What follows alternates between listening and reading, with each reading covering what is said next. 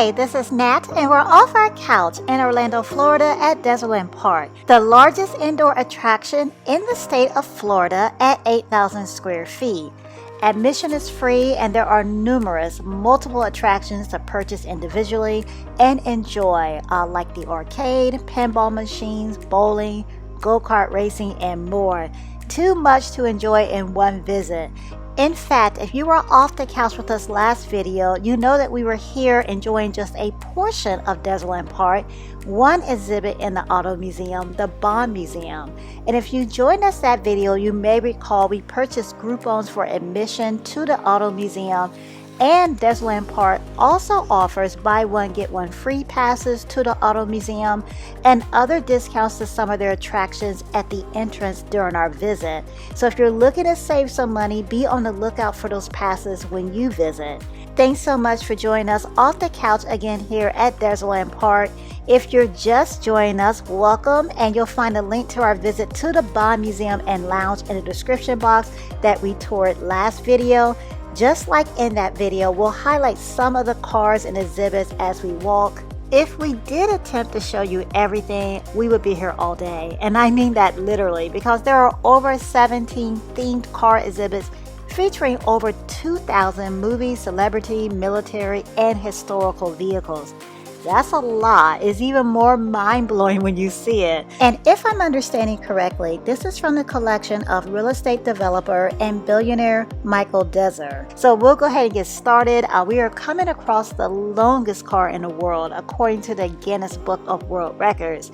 A little over 100 feet long, and a few features, cracking up over the word few, a helipad, which we'll eventually get to, a putting green, that's in the back too, a jacuzzi, a tub, 26 wheels. Wow, can you imagine taking this in to get tires? We just put new tires on our car. The cost to replace 26 tires, I don't even want to think about that. And seating for 75 people. Wow, I don't think I even have 75 people I need to take with me somewhere in a limo. I'm curious about where and how the need for this came about, the inspiration for this limo. And feel free to tell us too in the comments, where would you roll to with 74 of your closest friends? Here we can sneak a look inside and get our pictures too in front of the limo with the camera on wide angle. Wow, we just got here and we've seen so much in just one car. And let me say, we'll be back at this indoor park because there's even more to look at besides the Auto Museum, as I mentioned before. So be sure to subscribe. We'll be back to check out more of this indoor park. As I mentioned earlier, there are over 17 exhibits here. Like the Bond Museum we visited in the last video, Cars of Israel, Cars of France, the Thunderbird Car Lounge, and the Harley Lounge, just to name a few. So going through all of the exhibits is a lot. Some additional insight into our experience. My 5-year-old daughter is struggling in the Auto Museum. She did good in the Bond Museum and Lounge. Both kids did, as I mentioned in the previous video.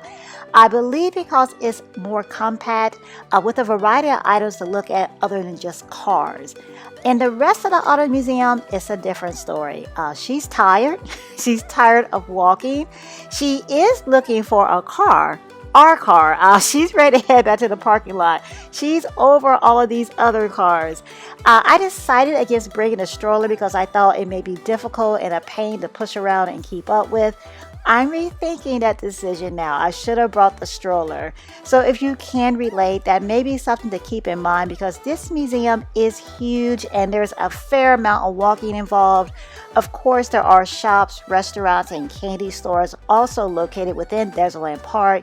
So you can take some sit-down breaks and break up the car viewing during your visit to Dezerland. At the entrance, we did receive wristbands to enter and walk around the museum, as well as these cards to get through the different entry doors of the museum. So you can come in and out of the auto museum during your visit. Okay, so let's go ahead and start with our highlights. Right now we are in the Vespa Lounge. This is the largest private collection of Vespas. How many Vespas are in here? This is like trying to guess how many bubblegum balls there are in a jar for a prize.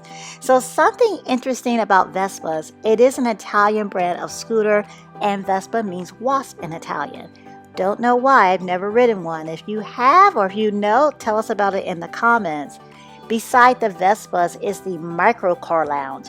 Aren't these cute? My daughter did perk up a bit. She even posed for a few pictures with some of the micro cars. The idea that she could possibly drive some of these cars is fascinating. I actually just got freaked out a bit just now. I peeked into the car thinking a cute little kid model would be behind the wheel, and it turned out to be a monkey. Weird. Okay, so an exhibit we rushed to when my daughter started getting really cranky is the Batman exhibit. All love Batman. We're all huge Batman fans. We love the villains too. Maybe just as much as Batman. I know, crazy. The Riddler photo op is really popular with the kids. Along with Riddler, Joker is here.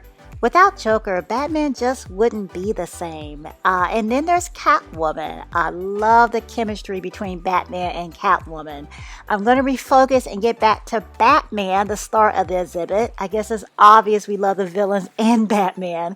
Batman is prominent in the exhibit. All of these vehicles are Batman vehicles. As we look around, tell us what's your favorite Batman vehicle.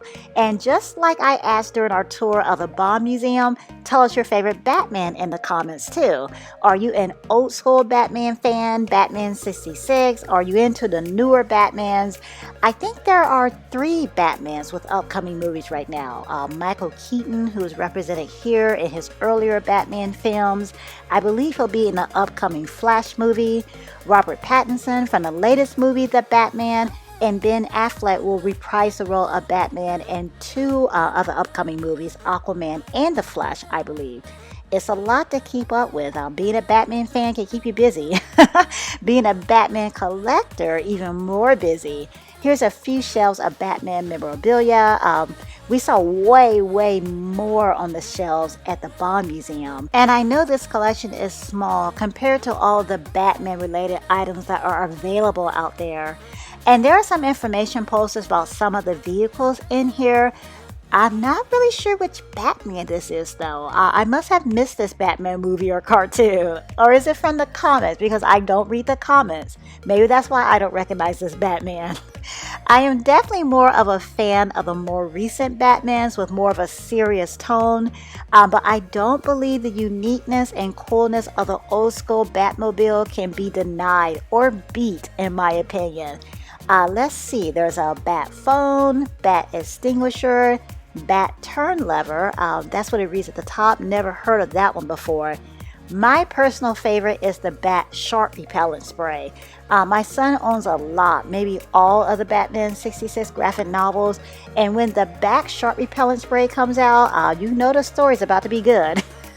So this is London's favorite vehicle and mine also. And this is the kids. Do you all remember what movie this is from? It was that one when the Batmobile was in the shop for repairs and he had to get that loaner Batmobile and then had to face all of the villains and then... Okay, I'm done. I can't even stop from laughing. I'm done making all this up.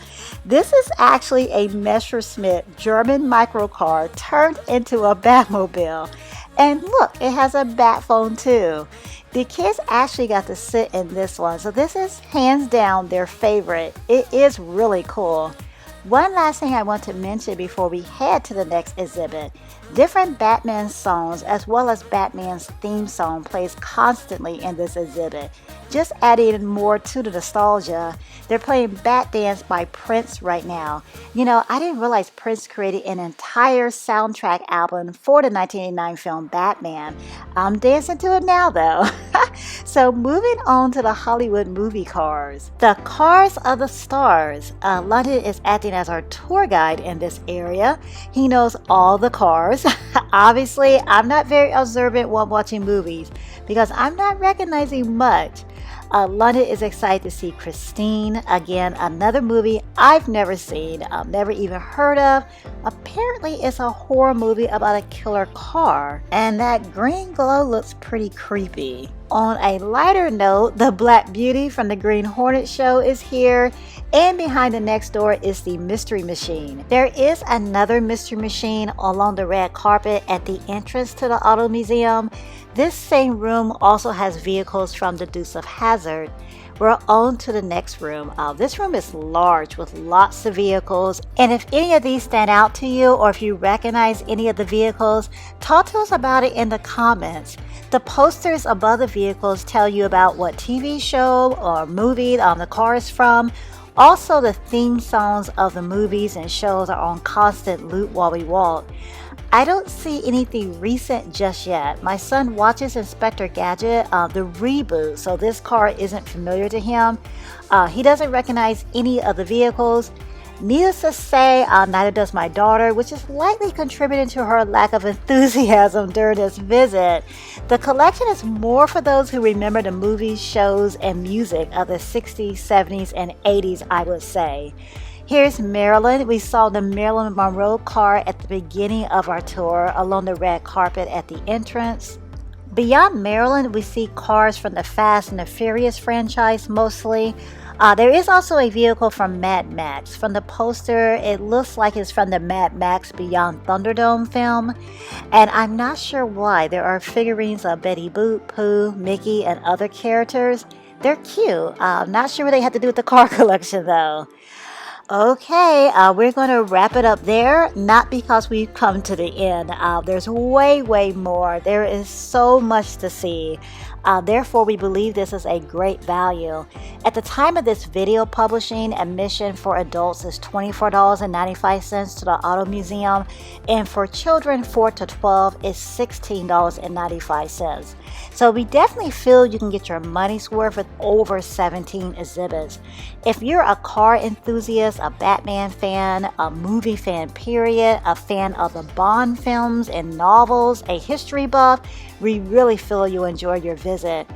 Traveling with kids who are fans of just one or two of the exhibits and bored to death with the rest of the museum, if I did it again, I would break it up. So I do some of the Auto Museum, then do the arcade for a bit, because that was part of the problem with my daughter. I know I mentioned 5 or more problems already, but yeah, part of the problem also is that my daughter saw the arcade and the go-kart racing as soon as we walked in, and then she could see the trampoline park from the Cars of the Stars exhibit.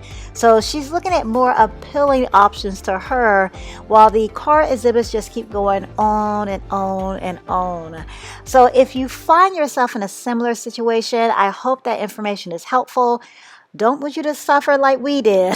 For casual observers of cars, movies, and TV shows, not really on the fan level, visitors like myself, I would have loved more information, maybe more storytelling, more details to become a bit more engaged and interested in some of the exhibits. There is an app also. I wasn't able to get it to work. I did try it later. I wasn't sure if it was my internet connection causing the problems. So I tried it at home and I still didn't have any luck. Anyways, you're supposed to be able to scan the code and then it pulls up additional information like videos and photos, more details. And a lot of these exhibits did have a lot of cars with QR codes available to scan. And I think that would have made the exhibit even more engaging and interesting to me. Overall, though, I still found it very enjoyable. London enjoyed himself also. He says the museum is crazy, crazy in a good way. It's unbelievable how many cars are here. He is saying sometimes some of the exhibits seem a bit crowded. Overall, though, he thought it was great. We highly recommend it, especially if you're into cars, enjoy seeing movie props in cars or vehicles and relics of past times. This is a great place to visit, and the indoor park is great for a rainy day or even if you want a break from the intense heat. So we will most definitely be back at a later time to check out more of what's offered here. Tell us your thoughts, please, about what we've already checked out so far.